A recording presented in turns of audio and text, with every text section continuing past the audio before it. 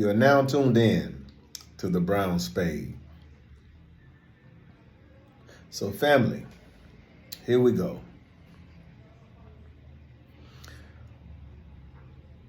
Most of you guys who have children, if you can take them to a better school and it wouldn't cost you any inconvenience, you would take them to that school.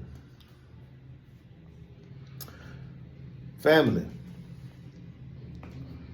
if you can find a much more peaceful place to live than the neighborhood that you live in for a slice, half of the price that you're probably paying right now, you probably take that deal as well. And so what I'm getting at with this passport bros theory thing. But first let me start off with myself. I do not consider myself a passport bro. I am an expat. I am an American who live outside of my country. So any person who live outside of their native country is called an expat. This new term just started surfacing all of a sudden with a lot of young guys on YouTube, and they're making their YouTube channels and things, and they having success with their channels. That's fine and dandy. But me personally, I don't consider myself a passport bro. I consider myself an expat. But let me say that. Let me also say this, that I'm not against those guys at all. But again, some of them, those tactics, I'm not in agreement with it. I don't like the back and forth with people, the sisters and brothers, blacks, the black women and men going back and forth about, trying to compare oranges and apples. And I think there's a misconception about the term passport bros. Passport bros is not a black thing. That's what people's trying to sum this thing up to. It's not a black man with the passport thing. However, black men are getting more passport now than before. This is a problem in the Western countries, England, Canada, and of course, America. There is a problem when it comes to relationships. So that's where all this back and forth coming from. But as far as living a peaceful life, what's wrong with that? Why shouldn't nobody be mad at somebody going to better them, living a better life, pursuing their dreams, the pursuit of happiness, the possibility of making love? Some may not find love, but they found peace. And that's the part that some of you guys who have been passing judgment don't even travel. But you're quick to pass a judgment on somebody that does travel. All this name calling, this mudslinging, I don't get into all that. I don't. I think it's very juvenile. And, I'm 49 years old. I'm not finna argue with anybody, not even my own wife. But what you guys have to understand is ultimately what black people in particular, for me, when I knew I was about to retire, I knew that I was going to leave the United States. It had nothing to do with finding some big butt, foreign woman and I'm just settling in. Got nothing to do with that. It had something to do with me mentally. It had something to do with me spiritually and for my well-being. Not to mention, I'm getting more bang for my bucks. So, with that being said, that's the time that I was on. I was on that kind of time because I knew that America was originally not built for people like me. I'm okay with that, but I'm gonna get what I can get out of it while I'm there because I am a citizen. So I understand that. So I was gonna leave anyway, regardless. I was gonna leave, and I always told myself after I got the divorce, when I got my divorce from my first wife, my American wife, I knew I was going to leave the country. There was nothing else that was holding me back that I was attached to. I can always see my kids at my convenience. I can always catch a flight. They can always catch a flight. You know, but I feel like this is just me. With the complaints that black people have in this country, for the ones that do complain, because you got some that don't. If you're going to complain about the country so much, then let's go for anybody. You always have the option to leave. But I'm particularly talking about people that look like me. I feel like sometimes we have like the Stockholm syndrome when it comes to how we've been treated throughout history. And again, for those who choose to stay, so be it, that's fine. Even if I had $1 billion, I still wouldn't, my main resident still would not be in the United States. That's just me.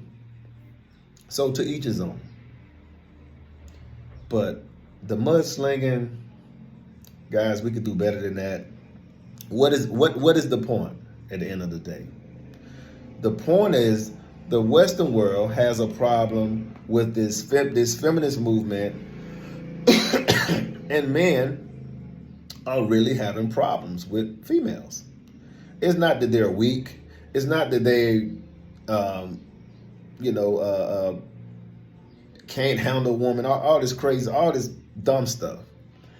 The thing is, the Western world, this feminist movement, some do it directly, some do it indirectly, has caused a lot of relationship problems. And in some of these relationships, there's marriages. And when those marriages break up, a lot of men have lost their livelihood. Everything they'll work for, just given to a woman just because the court said so. Which is very unjust, very unfair. And enough is enough. So if a man chooses to leave and go find peace of mind, live in another country, eating more natural foods with no GMOs, you gotta excuse me with them damn scooters out here in the DR. If he can live a peaceful life, he's not harming anybody, how is that affecting you? And now I'm seeing other people from other groups that don't look like us intervening. But I digress. You have a right to your opinion. I'm just going to say, me on a personal level, I wouldn't get into other people's affairs. I let it be. But anyway, if you haven't pressed the like button, press that like button. I'm about to show you guys a great video. And whatever I didn't say, this guy that I came across, he said some things about the passport bros, and he hit a lot of things dead on, and I agree with him 100%. If you haven't subscribed, please subscribe, okay? Thank you very much. And for those new subscribers, I will give you a shout out for those, and please help this channel grow. Hit that like button and stay tuned to the next video. And I hope you enjoy this video, and you guys have a nice day. Why are so many men, particularly black men, leaving this country and going overseas? They're called the passport bros. My perspective is quite simple. In this country, if you make between $30,000 and $50,000 a year as a man, a hard-working blue-collar man, many black women would call that settling. In this country, as a black man, if you have an opinion or you don't agree with the agenda, you're either going to be called a narcissist, a misogynist, or you're just damn controlling. Not in other countries. In this country, it's every day. You can go to a grocery store or gas station and you see a black woman walking around with a bonnet on her head and in pajamas. You've seen it on Kendra G's show, and you've seen it on Kevin Samuels' show. Rest in power, Kevin Samuels. In other countries, you don't see it. So the reality is this. In other countries, women are more, they practice more in their feminine nature. In this country, many black women are feminists. And they don't give a damn about a black man. So in turn, the black man don't give a damn about them. So black women, and you see them on TikTok, you see them all day long, they're calling these passport bros dusty, pedophiles, cheap, broke. If you think of it logically, how can you be broke when you can get your passport, get a plane ticket to go overseas? That's what I'm saying. That is the reason why you see many men, but there's a large majority of black men that's just tired of the feminist bullshit, and they're looking for feminine women. So it only makes sense. We got a large population of men here that are masculine, that want a feminine women. And you got a large population of women in other places that appreciate and want a masculine man that's going to provide and protect. It's simple and it's logical. I'm just saying.